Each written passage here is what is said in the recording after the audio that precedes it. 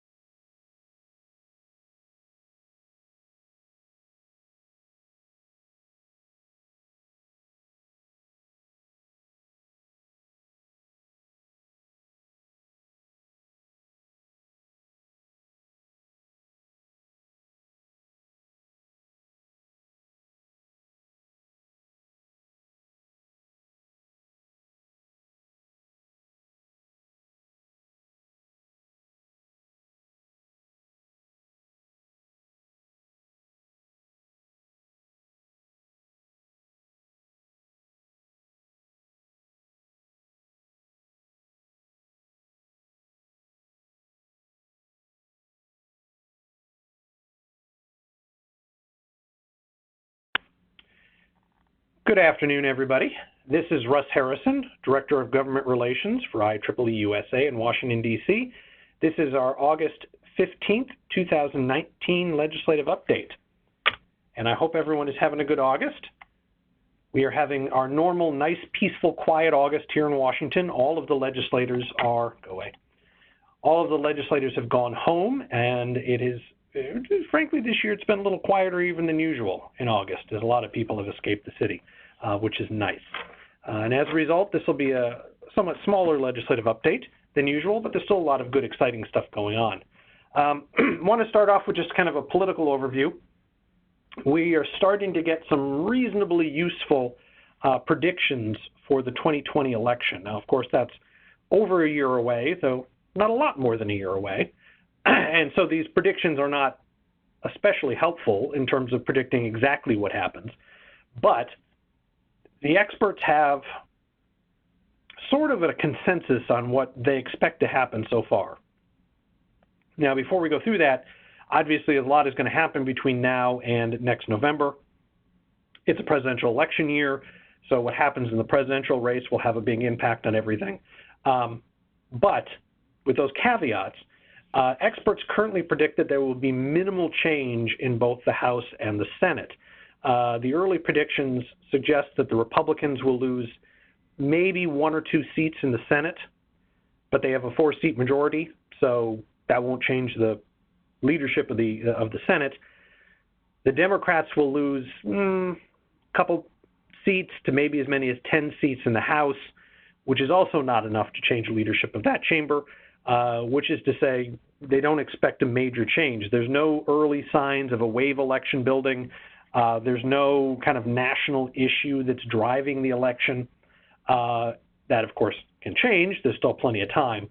But normally in a real wave election, you're already starting to see signs, and we're just not.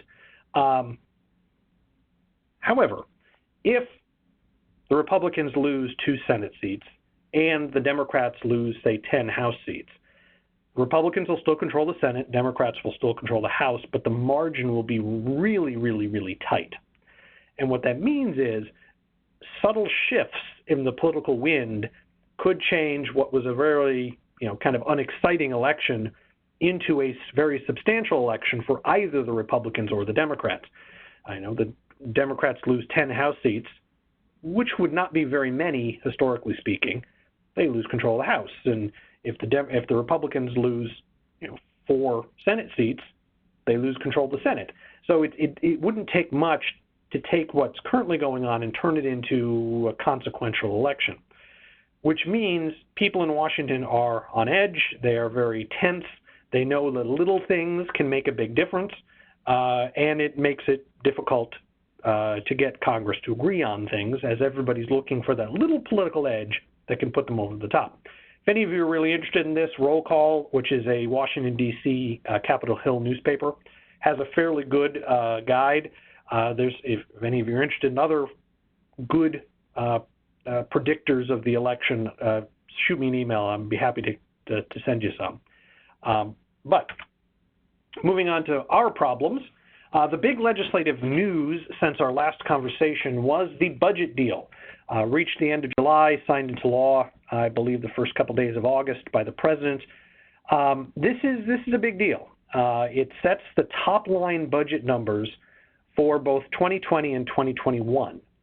And the big news from that is it includes a significant increase into non-defense discretionary spending, 4.5%. That's pretty good, and that's, of course, all non-defense discretionary, everything from the State Department to the national parks to the health services.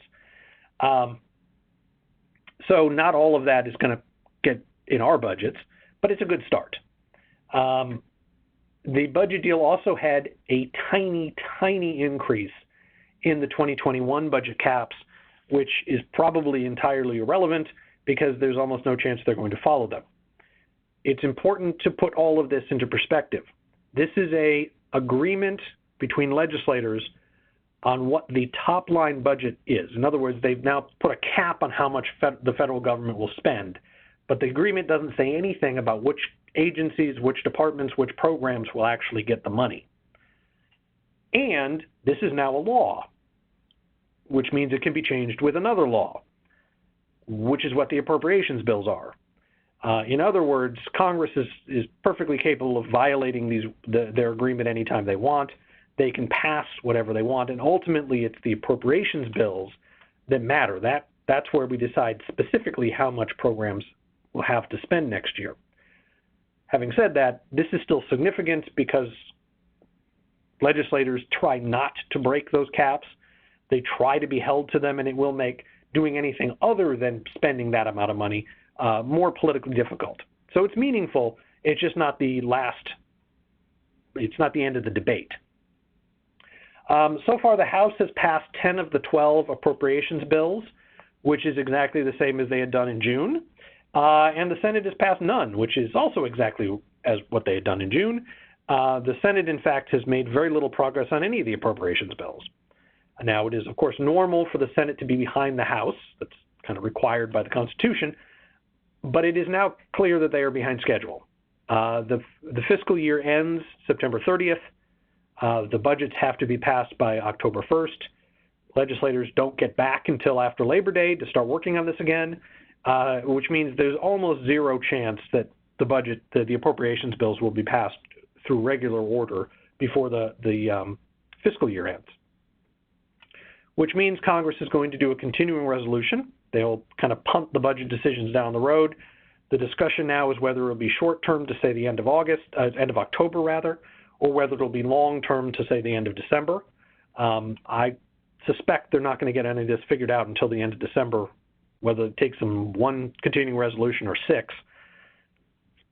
Also, they're talking about how to clump the appropriations bills into omnibus bills, which is where they take multiple appropriations bills and slam them together. So instead of passing 12, they pass 3, maybe 6, maybe just 1.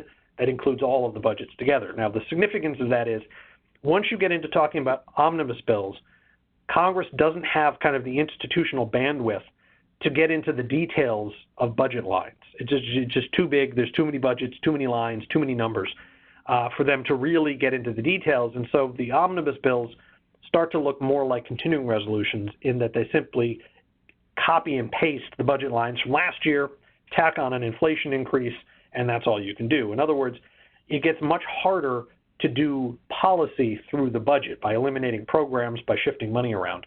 And it looks likely that that's what they're going to do. Our budgets, the research budgets in particular that we care about, are in pretty good shape in the House. We're getting good messages, good vibes from the Senate, although most of those bills haven't been written yet. And so we are cautiously optimistic that what's in the current appropriations bills will end up in whatever they end up passing down in October, November, December, whenever they get around to it. And then we will get reasonable increases in the budgets that we care about.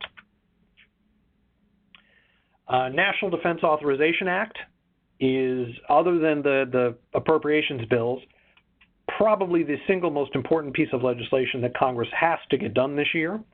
The NDAA creates the legal justification for us having a Defense Department. In order for an agency to exist, it needs to exist in law.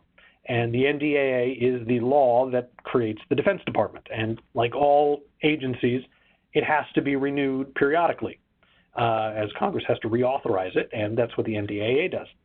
Since there is zero chance that the United States will deauthorize our entire military, and that is to shut it all down, that bill will pass.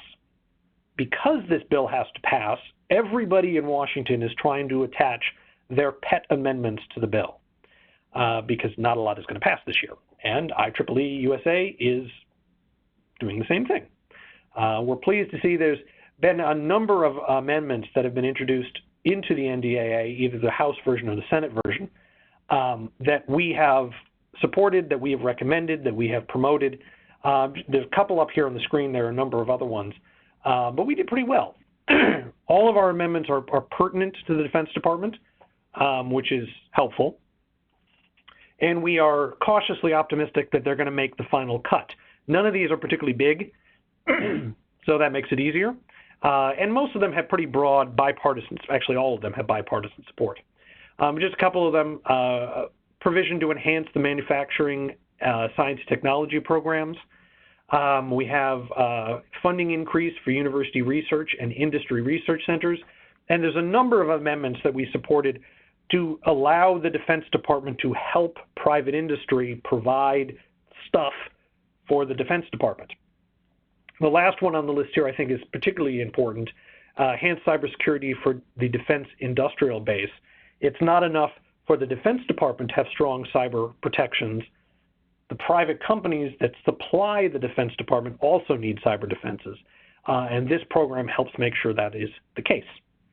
So this is probably, it's a win for us to get them into the bill. It will probably end up being a real win when the NDAA passes later this year. But I think we've reached a tipping point with the tech companies.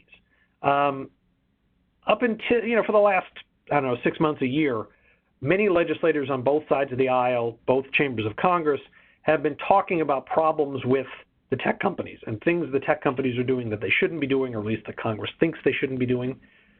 I think we're starting to move into the phase where Congress stops talking about what they should do and rather starts talking about how they should do it.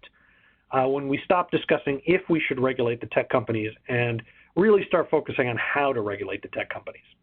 There was a hearing late last month in the House.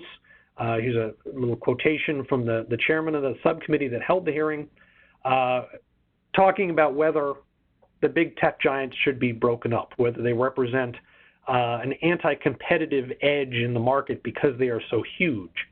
The Democrats seem to be coalescing around this idea that we need to bust the big tech companies, much like we busted the big oil and steel and other companies back at the turn of the last century.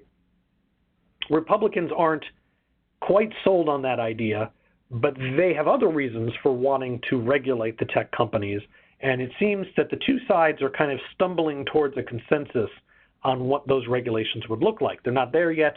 A lot of things they're talking about, antitrust actions, as you see in the quotation, new regulations.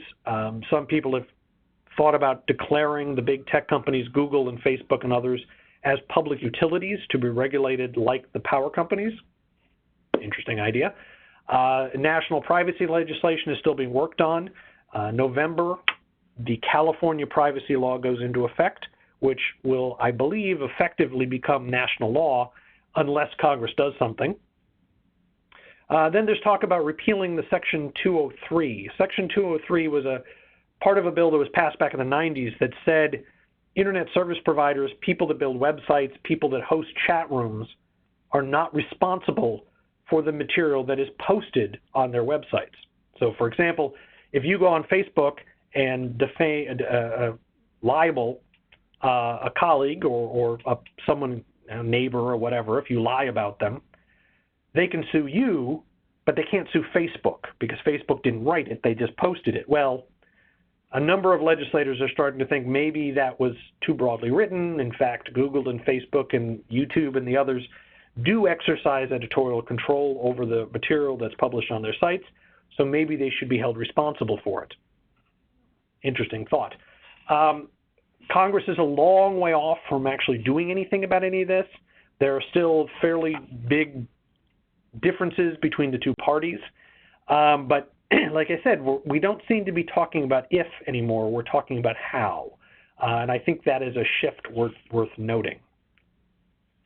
Another big win that we have noted, the OSTP, Office of Science Technology Policy within the White House, has created what they are calling JCOR, the Joint Committee on Research Environments. This committee was created because of a law that IEEE-USA created and pitched to Congress and in fact got passed a couple of years ago, that called for an interagency committee to be formed to look at how federal research is regulated and to try to make federal research more efficient. Now, what OSTP has done is a little more than that. They have 4 kind of subcommittees within JCOR, one looking at research security, making sure that research isn't being stolen by foreign actors or other people, looking at ways to provide a safe and inclusive research environment. This is something IEEE and IEEE-USA, but mostly IEEE, has been very active on and has been very forward-thinking, cutting down on harassment and other forms of inappropriate behavior at conferences and in other forums where IEEE members meet. JCOR is looking at how the government can play a role in making science more inclusive.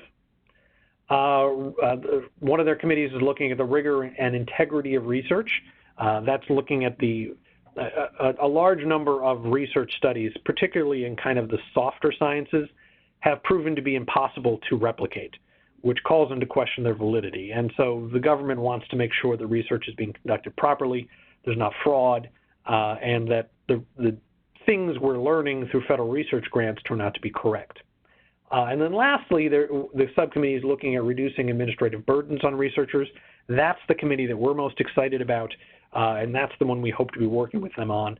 As we've talked about before, a little less than half of federal researchers' time is spent complying with regulations associated with their research grant. In other words, half the time you spend on a research grant, a little less than half, is spent trying to make sure you comply with the rules of the research grant, not actually doing research. We're hoping to get that number down. Obviously, we need some oversight. We have to make sure researchers are using the money correctly, but there's probably a better way to do it that doesn't require 42% more or less of a researcher's time. So this is a big win. IEEE-USA can legitimately take credit for this. and we're excited about helping OSTP move forward with it. Not a lot on immigration. There was an effort late last month to attach the country cap bill. That's the bill that would remove country caps from the EV visa program. There was an attempt to attach it to the asylum bill that's dealing with how individuals claim asylum in the United States, which we do not have a position on at all. But the effort to attach the country cap bill failed. It frankly didn't make it very far at all. Efforts to attach some modest but not insignificant H-1B reforms to the country cap bill succeeded. There is an effort underway now, but which will probably pay off in early September, to attach a bill giving nurses a carve-out from the EB program.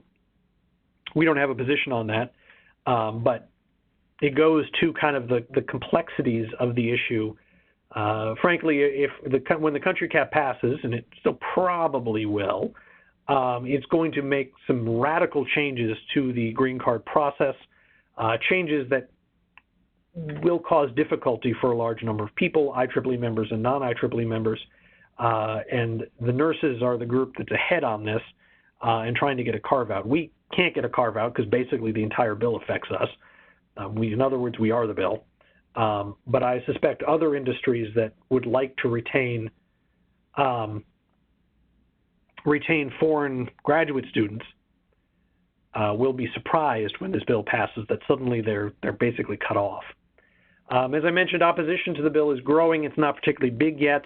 In addition to the nurses, non-Indian applicants for green cards are starting to get organized to complain about how they will be harmed by the bill. In addition, Democrats in the Senate are starting to raise procedural questions. There have been no hearings on the country cap bill, and it didn't pass through committee. A number of senators have suggested that that's probably unwise. They're not objecting to the bill per se, but they're suggesting that Congress should stop for a minute and think about it before passing it into law, which I think is probably a good idea. Just a note, the NIST has issued a green paper on tech transfer. Green paper as opposed to a white, blue, or yellow paper, which are all different types of government documents. If you're interested in seeing it, there's a link there. It's a pretty good set of recommendations. IEEE-USA played a role in drafting, and we provided advice to NIST on what they should say in the report, some of which they took, so we did have a hand in the document itself. And I think it'll be fairly useful. If any of you are interested, that's how you find it. I used this exact slide last month with one small change, and I wanted to include it again, both because I think this is a really cool opportunity, excuse me. Both the National Science Foundation and the Government Accountability Office are aggressively trying to place their employees outside of the government in speaking opportunities at conferences and other forums where they can talk about how the government can help citizens interact with, other parts of the government. I wanted to draw your attention, however, to the National Science Foundation specifically. We had a meeting with their folks last week, actually I think it was earlier this week, talking about their SBIR program. And the NSF has a very good program for walking first-time SBIR grant applicants through the process and helping them understand the process and understand kind of the things that companies have to do to get one of these grants, which we think is fantastic. They are very interested in telling IEEE members about their program, about the opportunities they have, about not just the SBIR, but also the STTR program, and working with IEEE members to help those of you who have big ideas get grant money to help do the research to bring those ideas to market. And so if any of you would like information on that, please contact me and I can pass you on to the relevant folks at the NSF. Pleased to announce that IEEE-USA's multi-month effort to recruit new volunteers to our policy committees There was an article in Spectrum. We brought it up at a number of meetings. We did a big thing at EVO in Pittsburgh, the EVO conference this couple of weeks ago in Pittsburgh. We've added about 30 or so new volunteers to our various policy committees.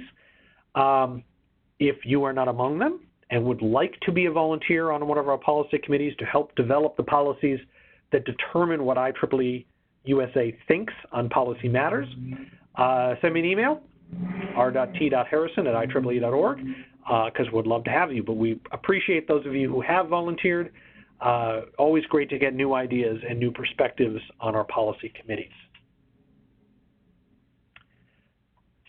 This is very tentative, but we have a goal for 2020 CVD, or CVD 2020, I think that's how I should say that.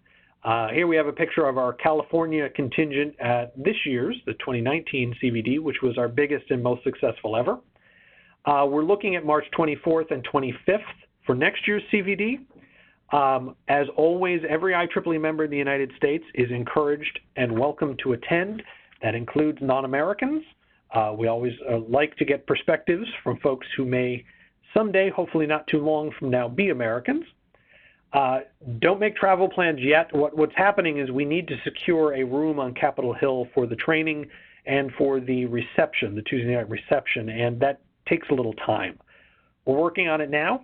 Hopefully before our September update, we will be able to set this in stone, and then hopefully all of you will plan to join us. Our next update is September 26th, 1 p.m. Eastern, as usual. Note that that is not the third Thursday, but rather the fourth Thursday in September. I will be speaking to a group of IEEE members in Chicago the day before our normal update, and I don't want to risk not getting home in time for it, so we'll just bump it to the next week. September and October are also very, very busy months, so we'll have plenty to talk about. And with that, Diana, did we have any questions from the group? Yes, we received several questions.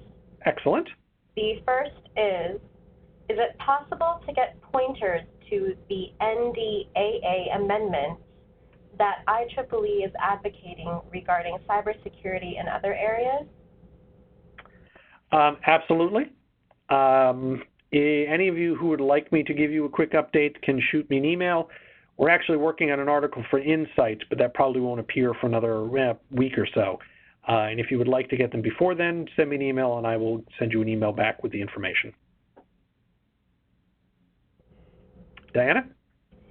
Our next question is, how should we publicize IEEE USA contributions to J-score legislation? Well, that is a good question. As you know, as for your personal experience and just watching society, society is very loud. There's a lot of noise, there's a lot of stuff going on.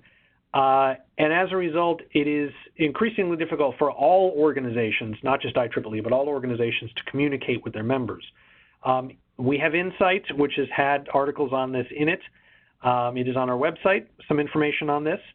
But the best way to publicize what IEEE USA is doing is through your local section, local region, technical society, the other things that you are involved in with IEEE, to tell them and to get them in those newsletters and in front of those members.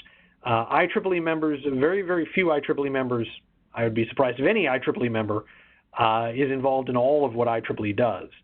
We're simply too big and too exciting and too many good stuff going on for somebody to do all of it.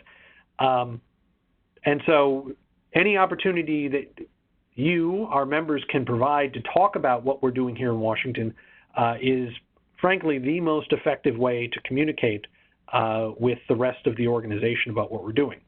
Having said that, we do have the IEEE USA Insight, which has articles on our policy efforts occasionally.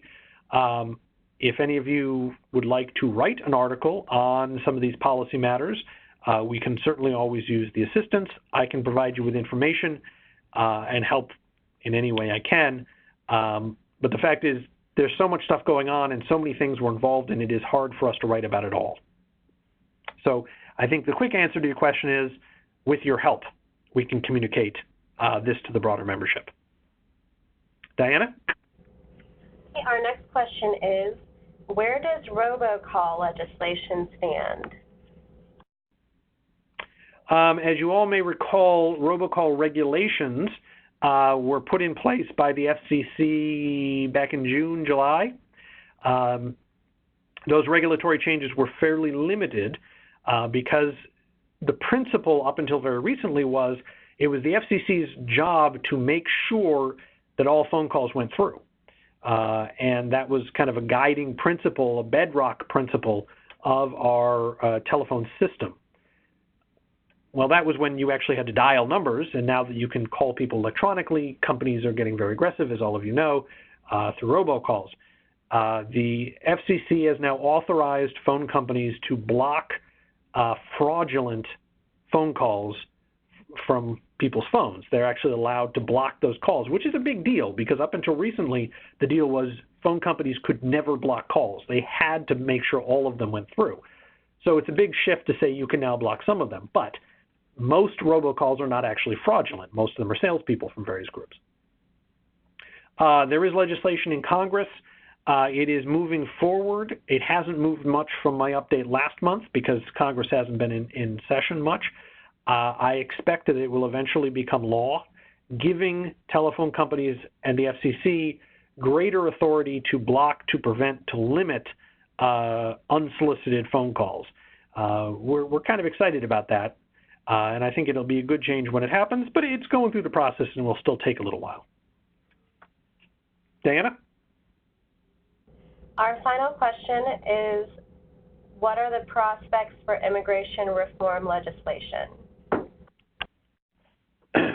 Well, as I mentioned, the country cap bill, which is a fairly small reform, it'll have some big implications, but it's fairly limited, has at least a reasonably good chance of passing. I mean, it passed the House overwhelmingly.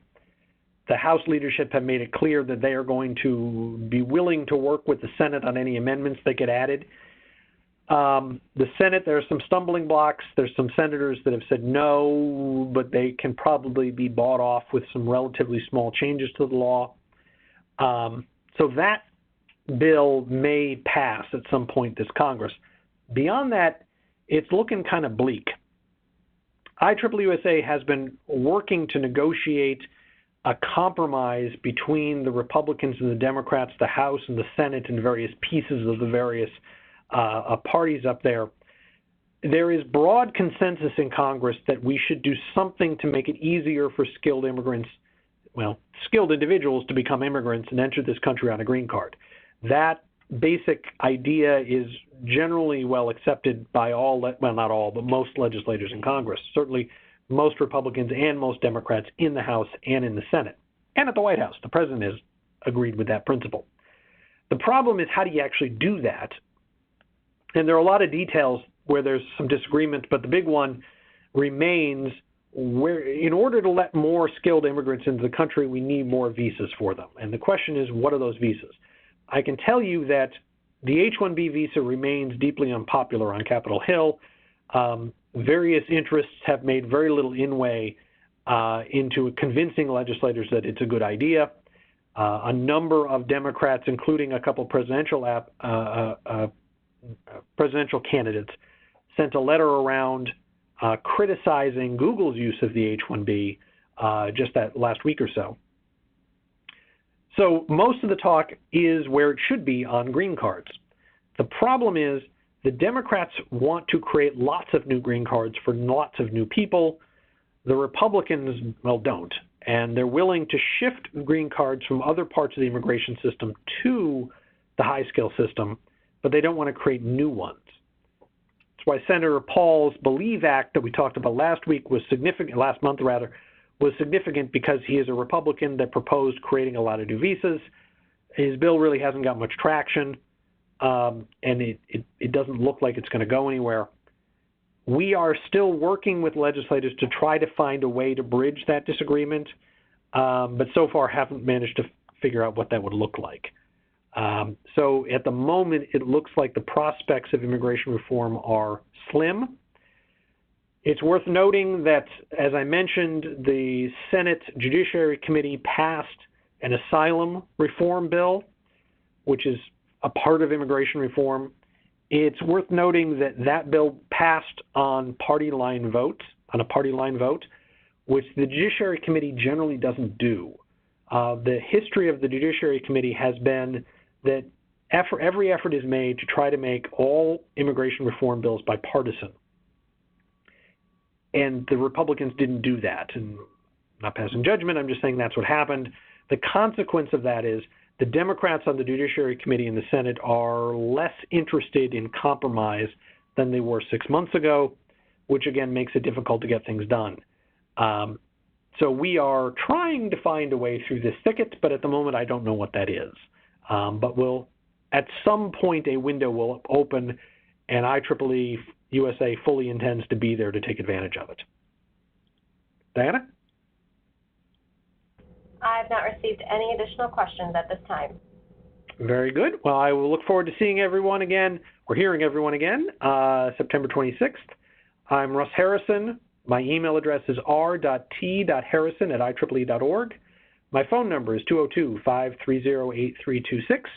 If you have any questions, want any further information, please feel free to give me a call. With that, thank you for joining us. Have a good afternoon.